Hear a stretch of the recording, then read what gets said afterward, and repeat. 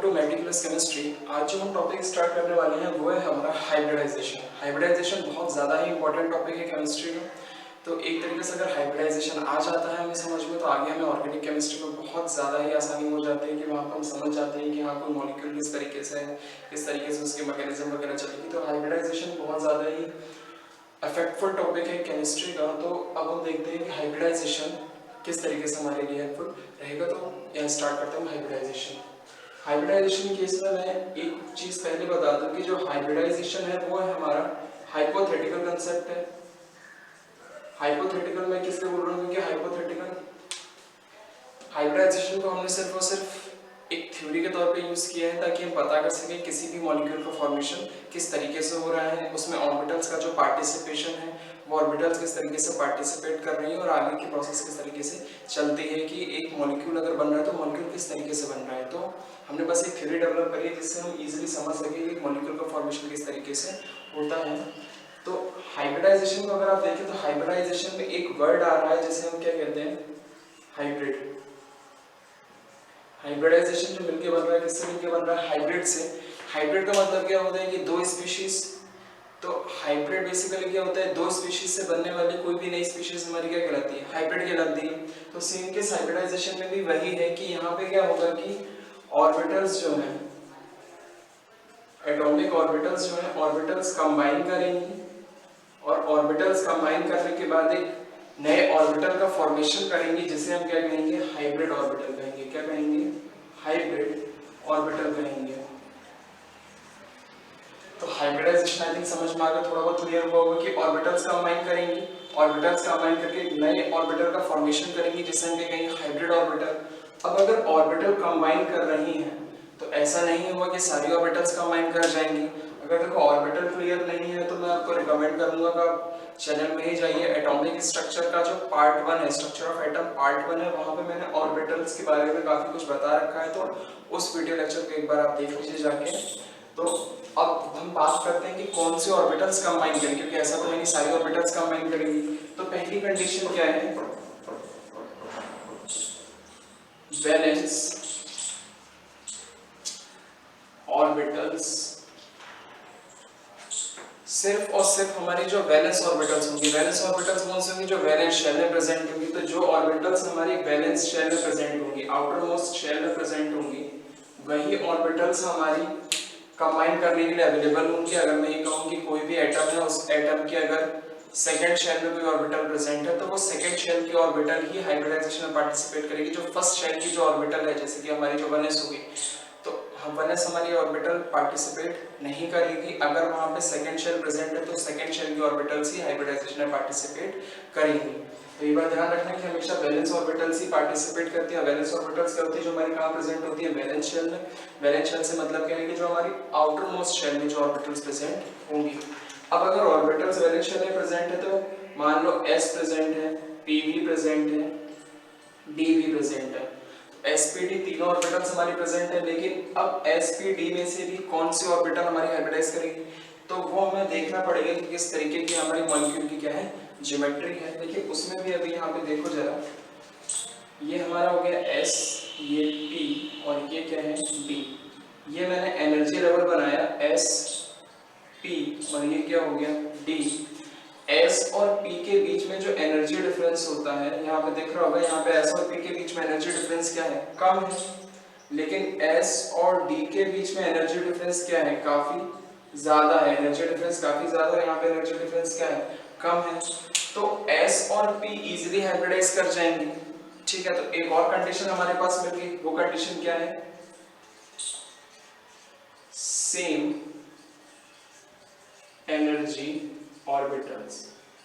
Same energy orbitals हमारी hybridise करती हैं। s और p के बीच में जो एनर्जी गैप है वो एनर्जी गैप क्या है, कम है। तो एनर्जी गैप कम होने की वजह से s और p इजीली हाइब्रिडाइज करेंगी। ऐसा हम कोई केस नहीं देखेंगे जहां पे s और d हाइब्रिडाइज करेंगे। क्यों नहीं हाइब्रिडाइज करेंगे, क्योंकि यहाँ पे s और d के बीच में एनर्जी गैप क्या है, बहुत ज्यादा है। तो ऑलमोस्ट सेम एनर्जी ऑर्बिटल्स हमारी हाइब्रिडाइज करती है। तो एक कंडीशन ये हो गई। दूसरी कंडीशन क्या हो जाती है,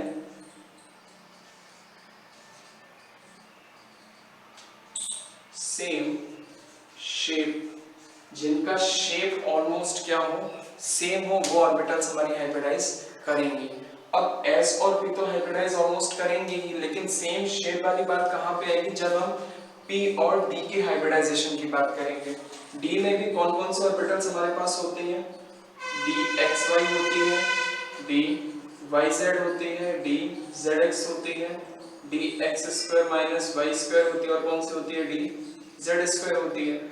तो p में कौन कौन सी ऑर्बिटल्स हमारे पास होती हैं, px होती है, py होती है, pz होती है। अब मैंने बोला सेम शेप, जिनका शेप ऑलमोस्ट क्या हो, सेम हो, तो जो dz स्क्वायर होती है और जो pz होती है, देखो dz स्क्वायर किस तरीके से रहता है, इस तरीके से हमारा dz स्क्वायर रहता है। अगर मैं बनाऊं यहाँ पे तो dz स्क्वायर किस तरीके से रहता है, along the z axis रहता है dz स्क्वायर, और pz भी हमारा किस तरीके से रहता है, इसी तरीके से रहता है। तो pz और dz को अगर देखो तो pz dz की जो शेप है ऑलमोस्ट क्या है, सेम है। तो p और d की अगर हाइब्रिडाइजेशन हो रही होगी तो वहां पे मोस्ट चांसेस क्या होंगे कि इसका pz और इसका dz ऑर्बिटल क्या कर जाए, हाइब्रिडाइज कर जाए। तो यहाँ पे मैंने समझाया कि शेप सेम हो सकती है, तो वो ऑर्बिटल्स हमारी क्या करेंगी, हाइब्रिडाइज करेंगी। तो ये कुछ कंडीशंस हैं, एक तो क्या है कि वैलेंस ऑर्बिटल होनी चाहिए, दूसरी कंडीशन क्या है कि सेम एनर्जी ऑर्बिटल्स होनी चाहिए, जिनकी एनर्जी लगभग क्या होती है, सेम, जैसे s और p हो गया, उनका शेप क्या हो, सेम।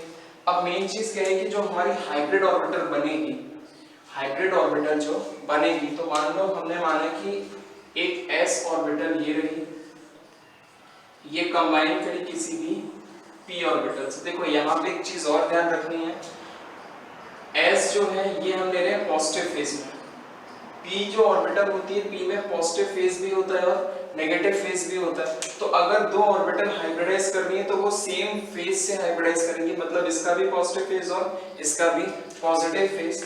तो ये दोनों ऑर्बिटल से करेंगे, हाइब्रिडाइज होंगे, और हाइब्रिडाइज होने के बाद एक नए हाइब्रिड ऑर्बिटल का क्या करेंगी, फॉर्मेशन करेंगी, एक नए हाइब्रिड ऑर्बिटल का क्या करेंगी, फॉर्मेशन करेंगी।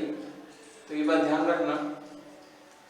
तो ये इस तरीके से क्या हो जाएंगे, कंबाइन हो जाएंगे, और कंबाइन होने के बाद में एक नए हाइब्रिड ऑर्बिटल में क्या हो जाएगा, यहाँ पे फॉर्मेशन हो जाएगा। तो एक चीज यहाँ पे ध्यान के रखने वाली बात क्या है कि अगर दो ऑर्बिटल हाइब्रिडाइज हो रही हैं, कितनी ऑर्बिटल हाइब्रिडाइज हो रही हैं, दो ऑर्बिटल हाइब्रिडाइज हो रही हैं, तो जो number of hybrid orbitals generate होंगे, नंबर ऑफ हाइब्रिड ऑर्बिटल्स जो जनरेट होंगी, वो नंबर ऑफ हाइब्रिड ऑर्बिटल्स भी सेम होंगी जितने ऑर्बिटल्स वहां पे कंबाइन कर रही होंगी। तो अगर मान लो s और p हाइब्रिडाइज कर रही है, तो यहाँ पे जितने ऑर्बिटल हाइब्रिड ऑर्बिटल जो जनरेट हुई वो भी कितनी हुई, दो हुई। एक हाइब्रिड ऑर्बिटल ये होगी, दूसरी हाइब्रिड ऑर्बिटल हमारे कहाँ पे, यहाँ पे होगी।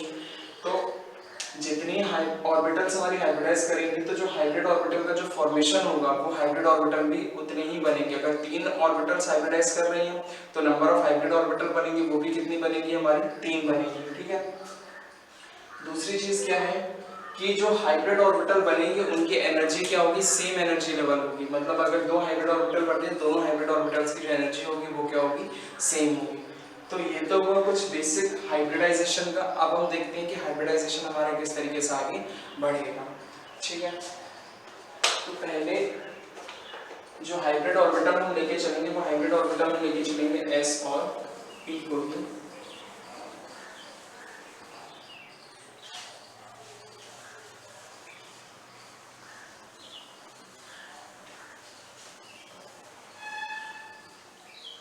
देखो एक जो छोटा से छोटा मॉलिक्यूल हमारा बन सकता है, वो हमारा क्या बन सकता है,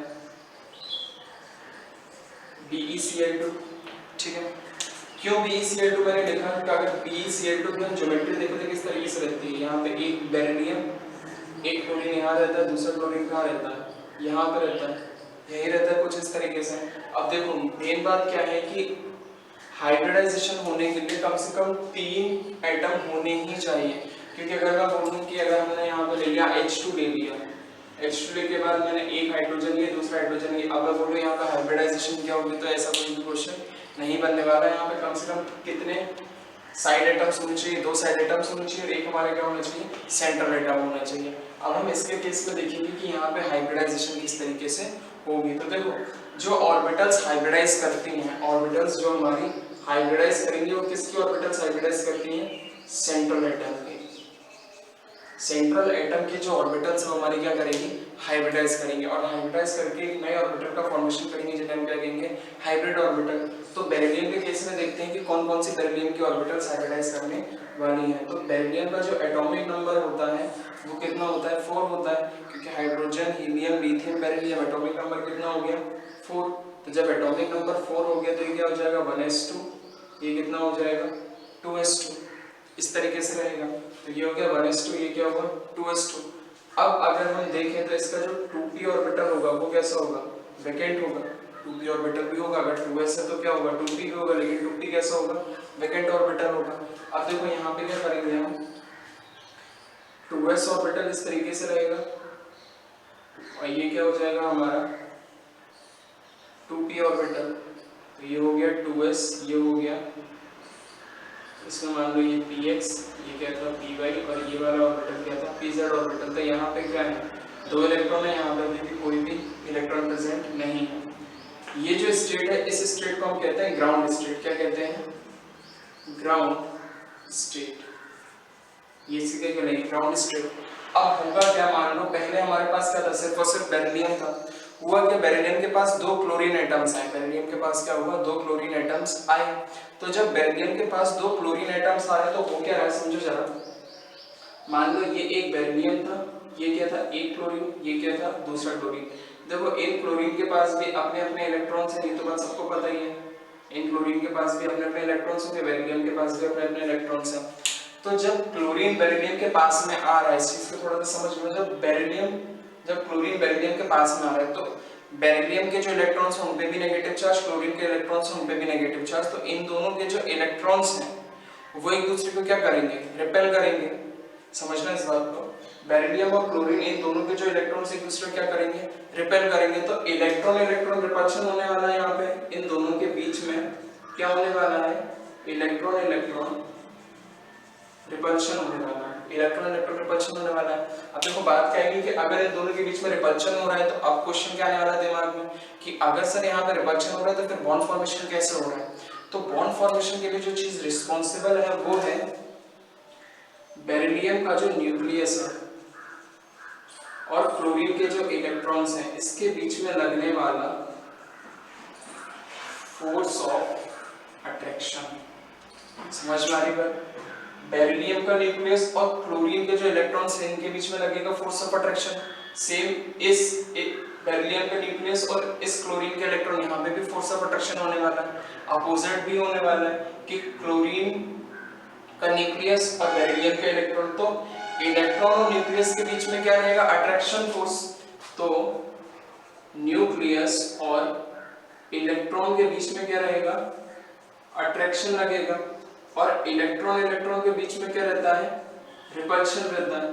तो ये रिपल्शन, इलेक्ट्रॉन इलेक्ट्रॉन रिपल्शन दूर करने की कोशिश करेगा, लेकिन जो न्यूक्लियस और इलेक्ट्रॉन के बीच में जो अट्रैक्शन फोर्स है वही रिस्पॉन्सिबल होगा बेरिलियम और क्लोरीन के बॉन्ड फॉर्मेशन के लिए।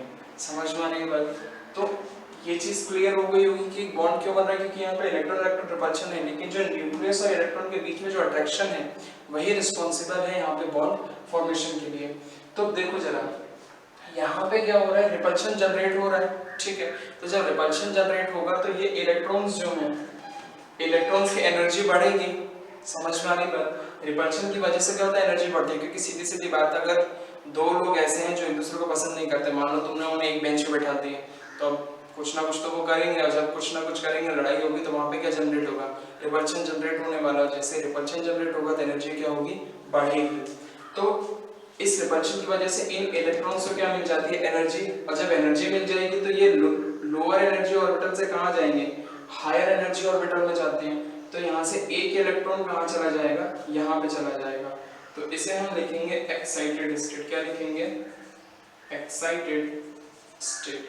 तो एक्साइटेड स्टेट में क्या होगा, एक इलेक्ट्रॉन यहाँ पे और एक इलेक्ट्रॉन कहाँ आ जाएगा, यहाँ पे आ जाएगा। तो ये 2s पर, और ये क्या हो जाएगा, px1, py में कोई इलेक्ट्रॉन नहीं और pz में भी कोई इलेक्ट्रॉन नहीं।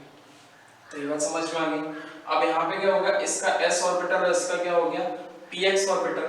तो इसका s ऑर्बिटल ये रहा, प्लस इसका कौन सा ऑर्बिटल आएगा, px ऑर्बिटल आएगा, मैंने बोला था फेज सेम होगा, वही ऑर्बिटल्स हमारे क्या कर जाएंगे, हाइब्रिडाइज कर जाएंगे। तो अब ये दोनों ऑर्बिटल्स हाइब्रिडाइज करके एक नए ऑर्बिटल का जनरेशन करेंगे, जो हल्का सा मोटा मैंने यहाँ पे बनाया है, उसके पीछे मैं रीजन समझाऊंगा। तो दो हाइब्रिड ऑर्बिटल का जनरेशन करते हैं, सॉरी दो हाइब्रिड ऑर्बिटल जनरेट हुआ, एक हाइब्रिड ऑर्बिटल ये और दूसरा हाइब्रिड ऑर्बिटल ये, ठीक है। तो इस तरीके से दो हाइब्रिड ऑर्बिटल्स यहाँ पे क्या हो गए, जनरेट हो गए। तो ये एक हाइब्रिड ऑर्बिटल यहाँ पे बन गया, तो एक s था और ये कौन सा था, px था। तो s और px कंबाइन होकर एक हाइब्रिड ऑर्बिटल का यहाँ पे इसने क्या किया, जनरेशन कर दिया, ठीक है। तो अब यहाँ पे थोड़ा सा समझने की कोशिश करो।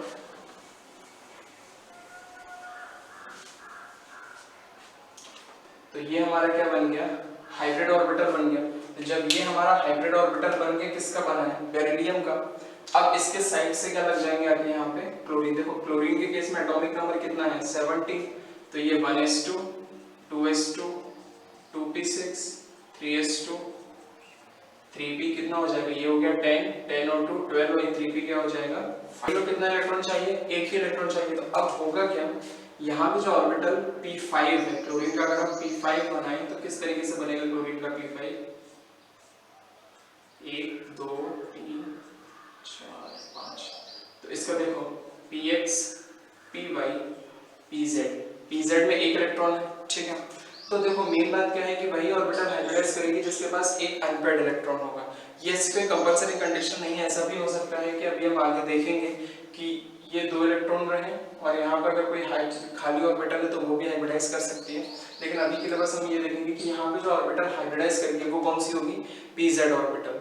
समझ में आ रही बात। तो यहाँ पे जो ऑर्बिटल हाइब्रिडाइज करेगी वो कौन सी हाइब्रिडाइज करेगी, क्लोरीन की pz ऑर्बिटल। बेरिलियम की हाइब्रिड ऑर्बिटल ये बन गई। तो देखो हाइब्रिड और सॉरी क्लोरीन की जो ऑर्बिटल बॉन्ड फॉर्मेशन करेगी, करेक्ट करना, क्लोरीन की जो ऑर्बिटल बॉन्ड फॉर्मेशन करेगी हमारी कौन सी करेगी, pz। और ये रहा बेरिलियम का हाइब्रिड ऑर्बिटल। तो एक क्लोरीन की ऑर्बिटल इस तरीके से आएगी और दूसरे क्लोरीन की ऑर्बिटल इस तरीके से आएगी। तो ये क्या बन गया, क्लोरीन क्लोरीन BeCl2। ये क्या बना हमारा, BeCl2। देखो अब मेन चीज क्या है, यहाँ पे पहला क्वेश्चन क्या आना चाहिए कि अगर सर s और px बना था तो जो हाइब्रिड ऑर्बिटल बन रही है वो इसी तरीके से क्यों बनी, क्योंकि हाइब्रिड ऑर्बिटल इस तरीके से भी बन सकती थी कि यहाँ पे दोनों के बीच में एंगल कितना हो जाता है 90। लेकिन यहाँ पे जो हाइब्रिड ऑर्बिटल बन रही है, यहाँ पे जो एंगल बन रहा है कितना बन रहा है, 180 डिग्री। तो देखो होता क्या है कि जब भी कोई भी हाइब्रिड ऑर्बिटल का फॉर्मेशन होता है, देखो यहाँ पे ये नहीं हुआ, जब भी कोई हाइब्रिड ऑर्बिटल का फॉर्मेशन होता है तो ऑर्बिटल्स जो है वो मैक्सिमम डिस्टेंस पे जाने की कोशिश करती हैं। ऑर्बिटल्स कैसे डिस्टेंस पे जाने की कोशिश करती हैं, मैक्सिमम डिस्टेंस पे, ताकि जो इलेक्ट्रॉन्स जो प्रेजेंट है उन इलेक्ट्रॉन्स के बीच में रिपल्शन कम से कम हो। समझ में आ रही बात। तो मेन चीज क्या हुई कि अब अगर दो ऑर्बिटल्स है, मान लो एक ऑर्बिटल ये थी दूसरी ऑर्बिटल ये थी, तो ये दोनों ऑर्बिटल इस तरीके से अगर रहेंगी 180 डिग्री पे रहेंगी तो ये मैक्सिमम डिस्टेंस है जिस पे ये रह सकते हैं इनके इलेक्ट्रॉन्स। और जब इलेक्ट्रॉन्स मैक्सिमम डिस्टेंस पे रहेंगे तो यहाँ पे रिपल्शन भी क्या होगा, कम होगा। तो एक पॉइंट हाइब्रिडाइजेशन में क्या हो जाता है कि ऑर्बिटल्स जो हाइब्रिड ऑर्बिटल्स हैं वो मैक्सिमम डिस्टेंस पे जाने की कोशिश करती हैं जहां पे उनके बीच में लगने वाला रिपल्शन क्या हो, कम हो। तो मैक्सिमम रिपल्शन कब होगा, जब ये दोनों कितने पे होंगी, 180 डिग्री पे होंगी। तो ये चीज यहाँ से क्या हो जानी चाहिए, क्लियर हो जानी चाहिए, ठीक है। तो ये 180 डिग्री पे गई। तो इस तरीके से BeCl2 जो है, BeCl2 हमारा कैसा बनता है, लीनियर बनता है। तो लीनियर बनने के पीछे रीजन क्या निकल के आया कि यहाँ पे मैक्सिमम रिपल्शन रहता है, इलेक्ट्रॉन्स जो है यहाँ पे मतलब मिनिमम रिपल्शन रहेगा। और जब मिनिमम रिपल्शन रहेगा तो यहाँ पे एंगल कितना रहेगा, 180 डिग्री। ये हमारा कैसे बनने वाला है, लीनियर बनने वाला है। अब थोड़ा S और P की जो मिक्सिंग हो रही है उस पर थोड़ा बात करते हैं। तो ये थोड़ा नोट कर लेना वीडियो पॉज करके। अब हम S और P की मिक्सिंग पे एक्चुअली में बात करेंगे कि ये जो ऑर्बिटल है मैंने थोड़ा सा पतला बनाया और मैंने बोला ये थोड़ा क्या बन गया, मोटा सा बना। क्यों हुआ ऐसा, तो उसके पीछे रीजन देखते हैं।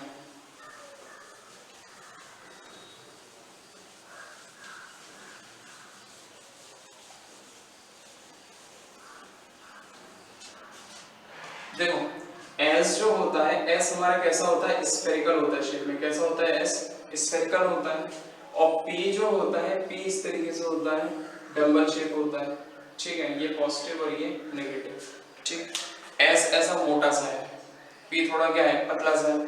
तो ये हमारा क्या हो गया पी, और ये हमारा क्या हो गया एस। एस कैसा है, स्फेरिकल। कैसा है, स्फेरिकल। और ये हमारा कैसा शेप रहता है, डम्बल शेप रहता है। ठीक है। दूसरी चीज क्या है, अगर कोई भी चीज स्फेरिकल है, कोई भी चीज कैसी है, स्फेरिकल है, तो स्फीयर की कोई डायरेक्शन होती है क्या, नहीं होती है डायरेक्शन। तो स्फेरिकल है, ये हमारा कैसा होता है, नॉन डायरेक्शनल। स्फेरिकल और कैसा होता है, नॉन डायरेक्शनल। पी कैसा होता है हमारा, डबल शेप में होता है, और डबल होने के साथ साथ ये कैसा होता है, डायरेक्शनल। क्यों डायरेक्शनल बोला मैंने, px py pz तीनों ऑर्बिटल्स रहती हैं। अगर x एक्सिस के अलोंग है तो px कहलाता है, y एक्सिस के अलोंग है तो py कहलाता है, z एक्सिस के अलोंग है तो pz कहलाता है। तो जिस एक्सिस के अलोंग है उसी एक्सिस के हिसाब से उनके नाम है। तो ये सारे के सारे हमारे क्या होते हैं, डायरेक्शनल होते हैं। तो px भी डायरेक्शनल, py भी डायरेक्शनल और pz भी डायरेक्शनल। तो जो p ऑर्बिटल होती है वो हमारी कैसी होती है, डायरेक्शनल होती है। दूसरी चीज s न्यूक्लियस के पास होती है, p न्यूक्लियस से थोड़ा दूर होती है। तो जो चीज न्यूक्लियस के जितना पास रहेगी, समझ में आ रही बात, उसकी एनर्जी उतनी क्या रहेगी, ज्यादा रहेगी। तो s की जो एनर्जी होती है,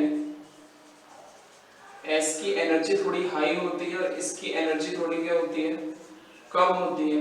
अब देखो, जब ये दोनों हाइब्रिडाइज करके एक नए ऑर्बिटल का फॉर्मेशन कर रहे हैं, एक नए हाइब्रिड ऑर्बिटल को बना रहे हैं, ठीक है, तो इस हाइब्रिड ऑर्बिटल में क्या क्या कैरेक्टरिस्टिक आए होंगे, देखो क्या क्या कैरेक्टरिस्टिक आए होंगे। क्योंकि सीधी सीधी बात है, अगर दो लोग हाइब्रिडाइज कर रहे हैं तो कुछ ना कुछ कैरेक्टर जाएंगे। एस का क्या कैरेक्टर जाएगा कि इसकी एनर्जी जो है, ये जो हाइब्रिड ऑर्बिटल बन रहा है इसकी एनर्जी जो है वो p से क्या होगी, हाई होगी। एनर्जी जो है हायर देन p होगी, ये बात ध्यान में रखना। हाइब्रिड ऑर्बिटल जो बनती है उसकी एनर्जी p से क्या होगी, ज्यादा होगी, क्योंकि कुछ कैरेक्टर s के जाएंगे और s से कौन सा कैरेक्टर जाएगा, एनर्जी वाला। s की एनर्जी क्या होती है, हाई होती है। दूसरी चीज क्या है, p का कौन सा कैरेक्टर गया इसमें, डायरेक्शनल कैरेक्टर गया, क्योंकि हमने देखा हाइब्रिड ऑर्बिटल भी एक दूसरे कहां पे थे, 180 डिग्री पे थी। तो p का कौन सा कैरेक्टर जाता है, डायरेक्शनल कैरेक्टर जाता है। समझ में आ रही बात। तो s हमारी कौन सी थी, नॉन डायरेक्शनल थी, लेकिन जो हाइब्रिड ऑर्बिटल बनी वो हमारी कैसी बनी, डायरेक्शनल बनती है। तो अब थोड़ा बहुत क्लियर हो रहा होगा कि अगर हाइब्रिडाइजेशन हो रहा है तो हाइब्रिडाइजेशन एक्चुअल में हो क्या रहा है। अगर दो ऑर्बिटल हाइब्रिडाइज कर रही हैं तो वो अपने कैरेक्टर्स का भी ट्रांसफर करती हैं किसमें, अपने हाइब्रिड ऑर्बिटल में। तो आई थिंक यहाँ पे समझ में आया होगा कि s और p अगर हाइब्रिडाइज होगी तो एक्चुअल में हाइब्रिडाइज होने की वजह से हो क्या रहा है। तो ये एक छोटा सा एग्जांपल था जिसे हमने नाम दिया था sp हाइब्रिडाइजेशन। तो BeCl2 हमने एग्जांपल दिया था। तो जो BeCl2 टाइप के मॉलिक्यूल्स होंगे उनमें हाइब्रिडाइजेशन हमारी कौन सी होने वाली है, sp हाइब्रिडाइजेशन होने वाली है। ठीक है। तो अगर इसे हम थोड़ा सा और इलेबोरेट करें, इलेबोरेट किस तरीके से हम कर सकते हैं कि जिन मॉलिक्यूल्स की ज्योमेट्री, जिन मॉलिक्यूल्स की ज्योमेट्री हमारी कैसी होगी, लीनियर होगी, तो उनमें हाइब्रिडाइजेशन कौन सी होने वाली है, sp होने वाली है। मैंने ज्योमेट्री बोला है, शेप नहीं बोला है। ज्योमेट्री और शेप में अंतर होता है, ये बात भी ध्यान रखना। इसके लिए ज्योमेट्री और शेप में जो अंतर होता है वो भी थोड़ा आगे क्लियर हो जाएगा। तो अभी मैं बस इतना कह रहा हूँ कि जिनकी ज्योमेट्री लीनियर होती है वो हमारे कौन सा हाइब्रिडाइजेशन शो करेंगे, sp हाइब्रिडाइजेशन। अब लीनियर ज्योमेट्री किसकी हो सकती है, तो मैं बोल रहा हूँ CO2। ठीक है। तो CO2 बनाते हैं किस तरीके से बनाते हैं, C double bond O double bond O। तो यहाँ पे देखो डबल बॉन्ड जो है उसे भी हमें कितना मान के चलना है, सिंगल बॉन्ड की तरीके से, क्योंकि जो पाई बॉन्ड है, पाई बॉन्ड स्ट्रक्चर फॉर्मेशन में, सॉरी ज्योमेट्री फॉर्मेशन या फिर कह स्ट्रक्चर फॉर्मेशन में पार्टिसिपेट नहीं करता है। सिर्फ और सिर्फ सिग्मा बॉन्ड ही हम कंसीडर करते हैं, पाई को हम कंसीडर नहीं करते हैं। तो ये हमारा क्या था, सिग्मा बॉन्ड। ठीक है। कितने सिग्मा बॉन्ड बने, 2। तो जब 2 बन रहे हैं तो इसकी भी ज्योमेट्री हमारी क्या होती है, लीनियर होती है। और जब ज्योमेट्री हमारी लीनियर है तो इसकी भी हाइब्रिडाइजेशन क्या होने वाली है, sp हाइब्रिडाइजेशन होने वाली है। तो सीधे सीधे हम देख के बता सकते हैं किसकी हाइब्रिडाइजेशन कौन सी होगी। तो अगर मान लो मैं यहाँ पे लिख दूं C2H2 लिख दिया, क्या लिखा, C2H2। तो C2H2 किस तरीके से बनता है, कार्बन कार्बन के बीच में ट्रिपल बॉन्ड रहता है, यहाँ पे क्या होता है, सिंगल बॉन्ड, और यहाँ पे भी क्या होता है, सिंगल बॉन्ड। तो अब यहाँ पे देखो इस कार्बन की हाइब्रिडाइजेशन कितनी होगी, ये कार्बन लीनियर है, तो जब ये कार्बन लीनियर है तो इसकी हाइब्रिडाइजेशन कितनी हो जाएगी, sp। यहाँ पे ये वाला जो कार्बन है ये भी कार्बन क्या है, लीनियर है, यहाँ पे 180 डिग्री एंगल और यहाँ पे भी कितना है 180 डिग्री एंगल। तो जब ये दोनों ही लीनियर है तो दोनों के ही केस में हाइब्रिडाइजेशन कितनी हो जाएगी, sp हाइब्रिडाइजेशन होगी। तो जिनका भी जिनका भी ज्योमेट्री हमारा लीनियर निकल के आएगा उनके केस में जो हाइब्रिडाइजेशन होगी वो कितनी होगी, sp हाइब्रिडाइजेशन होगी। तो आई थिंक अब ये बात क्लियर हो गई होगी। ठीक है, अब हम देखते हैं सेकेंड एग्जाम्पल जिसमें हम देखेंगे हाइब्रिडाइजेशन को थोड़ा और आगे बढ़ाएंगे।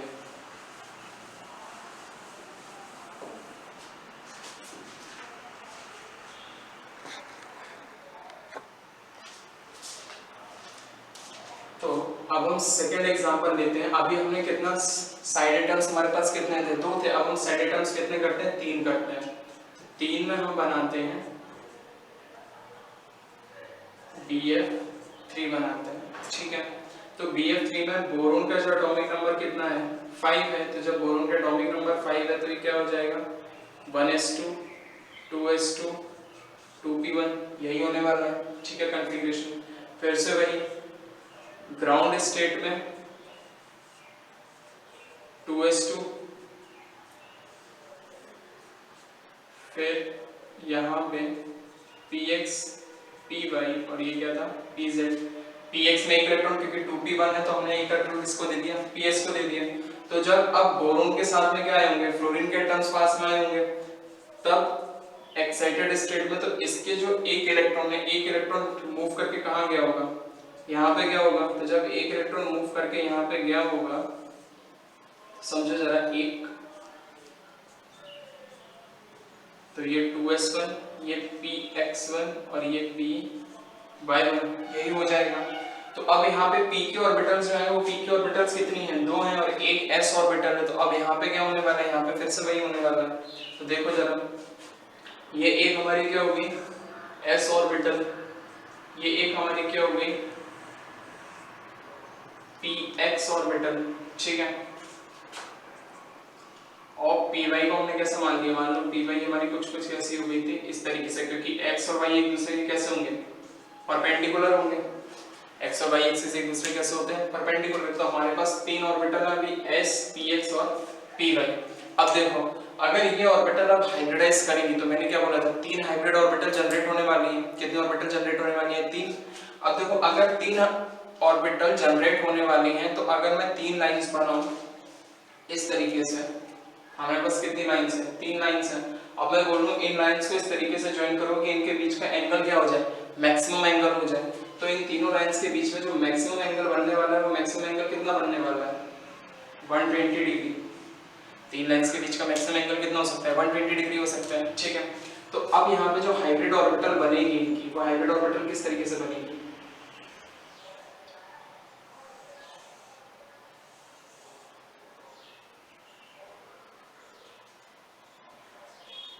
ये क्या बनी, इनकी हाइब्रिड ऑर्बिटल बनी। ये s ऑर्बिटल, px ऑर्बिटल और py ऑर्बिटल, ये तीनों ऑर्बिटल क्या हुई, हाइब्रिडाइज हुई। और हाइब्रिडाइज होके एक नई ऑर्बिटल, हाइब्रिड ऑर्बिटल का फॉर्मेशन किया, जिनमें तीनों ही ऑर्बिटल्स के बीच में जो बनने वाला एंगल कितना था, 120 डिग्री का। तो 120 डिग्री क्यों बना, क्योंकि मैंने बोला था हाइब्रिड ऑर्बिटल जो जनरेट होंगी वो मैक्सिमम डिस्टेंस पे जाने की कोशिश करेंगी ताकि रिपल्शन क्या हो, मिनिमम। और मैक्सिमम डिस्टेंस क्या हो सकता है, मैक्सिमम एंगल उनके बीच में बनने वाला, तो वो कितना था, 120 डिग्री। तो ये तो बात होगी बोरोन के हाइब्रिड ऑर्बिटल की। अब फ्लोरीन की बात करते हैं। तो जैसे हमारा क्लोरीन था वैसे ही फ्लोरीन का भी कॉन्फ़िगरेशन रहने वाला है। ठीक है, तो ये हमने कर दिया हीलियम 2, फिर उसके बाद 2s2 2p5, सेम क्लोरीन जैसे ही हो गया। क्लोरीन में क्या था, 3p5। तो फ्लोरीन में भी जो ऑर्बिटल हाइब्रिडाइज करेगी वो ऑर्बिटल कौन सी होगी, pz ऑर्बिटल ही होने वाली है, क्योंकि p5 बनाओगे फिर से p5 उसी तरीके से बनने वाला है। किस तरीके से बनेगा p5 हमारा, तो ये pz ऑर्बिटल में एक अनपेयर्ड इलेक्ट्रॉन यहाँ पे प्रेजेंट है।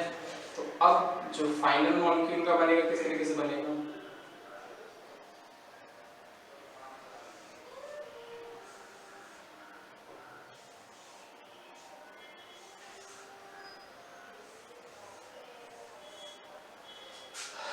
ये बन गया। तो यहाँ पे इलेक्ट्रॉन डेंसिटी, ये ऑर्बिटल हमारे यहाँ पे क्या हो गई, ओवरलैप हो गई। तो ये हमारा क्या कहलाएगा, sp3 hybrid, sp to hybridisation, क्योंकि दो p ऑर्बिटल थी, एक ऑर्बिटल किसकी थी, s की थी। अब यहाँ पे हम दोबारा क्या कर सकते हैं कि जिनका ये जो शेप है क्या कहलाएगा, ट्रायगोनल प्लेनर कहलाएगा। क्यों ट्रायगोनल प्लेनर कहलाएगा, एक बॉन्ड ये दूसरा बॉन्ड और ये क्या था, तीसरा बॉन्ड। तो एक बॉन्ड ये रहा, दूसरा बॉन्ड ये रहा, तीसरा बॉन्ड ये रहा। तो जब तीन बॉन्ड इस तरीके से बनते हैं तो हमारी ज्योमेट्री क्या कहलाती है, ट्रायगोनल प्लेनर ज्योमेट्री होती है। तो अगर ज्योमेट्री कैसी है, ट्रायगोनल प्लेनर, ट्रायगोनल प्लेनर, अगर ट्रायगोनल प्लेनर ज्योमेट्री है तो वहां पे हाइब्रिडाइजेशन कौन सी होने वाली है, sp2। तो जितने के भी केस में अगर तीन बॉन्ड फॉर्मेशन हो रहे होंगे तो तीन बॉन्ड फॉर्मेशन में जो हमारी हाइब्रिडाइजेशन है वो हमारी हाइब्रिडाइजेशन कौन सी होगी, sp2 हाइब्रिडाइजेशन होगी। तो इसके हम और एग्जांपल्स देखते हैं। तो आई थिंक यहाँ पे क्लियर हो गया होगा किस तरीके से हो रहा है, ठीक है।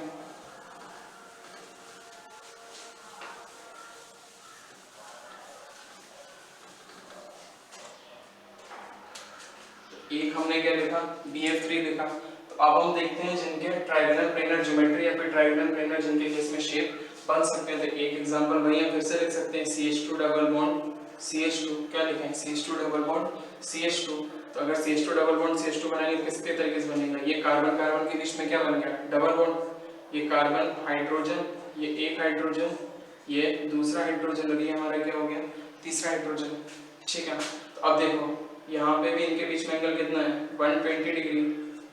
तो इस कार्बन की जो ज्योमेट्री है वो क्या है, ट्रायगोनल प्लेनर। तो इसकी हाइब्रिडाइजेशन क्या हो जाएगी, sp2 हाइब्रिडाइजेशन हो जाएगी।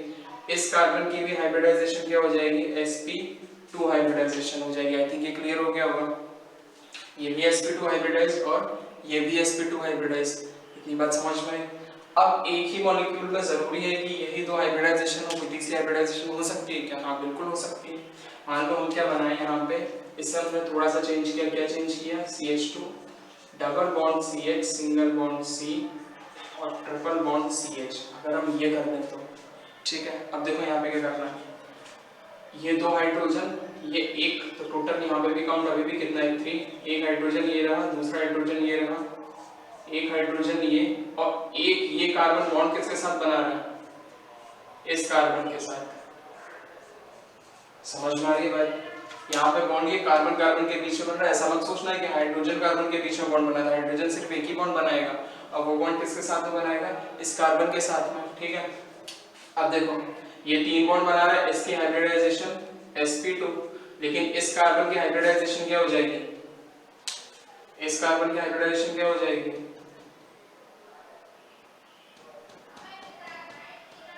एक बॉन्ड दो बॉन्ड। तो यहाँ पे हाइब्रिडाइजेशन कितनी होगी, sp, और यहाँ पे हाइब्रिडाइजेशन कितनी होगी, sp। तो हाइब्रिडाइजेशन एक ही मॉलिक्यूल में अलग अलग हाइब्रिडाइजेशन भी हो सकती है, ठीक है। तो खैर ये इस तरीके से नहीं होगा, ये इस तरीके से रहेगा, आगे फिर कंफ्यूजन ना हो इसलिए मैं बना दे रहा हूँ। ये C ये इस तरीके से रहेगा। तो अब क्लियर हो गया होगा। अब नहीं तो अभी दिमाग में ये आ जाता है कि सर ऐसा कर दिया आपने तो ये लीनियर ही है, ये sp हो जाएगा और ये भी हमारा क्या होगा, sp हाइब्रिडाइजेशन हो जाएगी इस तरीके से, ठीक है। तो एक ही मॉलिक्यूल में अलग अलग हाइब्रिडाइजेशन भी पॉसिबल है।